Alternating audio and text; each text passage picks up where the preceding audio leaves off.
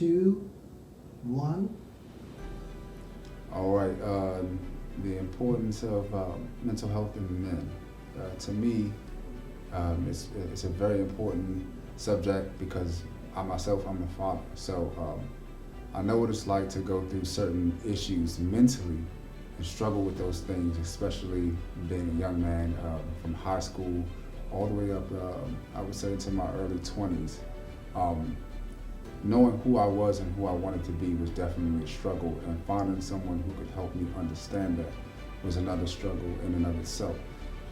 How I cope with it, I guess you could say, from my experience, my children were the I guess you could say the turn point for that. I know what it felt like to not have a father, how that bothered me mentally, how it troubled me in a sense because there were certain situations where I wish I could have went to my father to, for advice or to console me, and there was no one like that. The only person that I had was my mom. I'm not saying that she didn't do her job, but having a father figure or a male figure in your life to point you in the right direction when it comes to mental health in men is a big thing. When I was younger, coming up, you're told pretty much almost not to express yourself emotionally as a man. It's seen as weak, soft, and I've come to understand that it's quite the opposite. Expressing yourself and letting people know exactly how you feel emotionally, whether it be anger or sadness. It brings clarity to you. You're not holding it in and becoming angry at anything and everything that comes in your direction. I focused on that because I seem to always look to blame someone else for situations that I put myself in when it all came down to it. And I had to look inward and start facing those situations and my actions and becoming a better person, because if I don't, then my sons will see that and it could affect them mentally.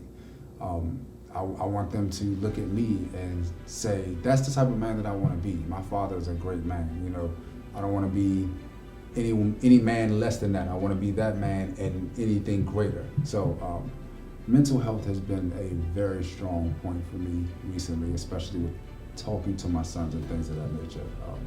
The start of when they were born, I wasn't mature, didn't know how to handle certain things and how to express certain things. So I've been trying to make up for that.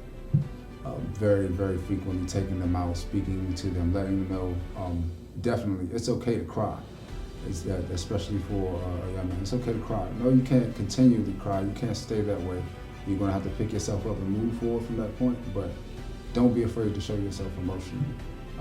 That's that big piece of advice I would give to anybody that's watching this. If you're struggling mentally, emotionally, anything, try to reach out to someone. Try to talk about it. If you can't talk about it, write it down.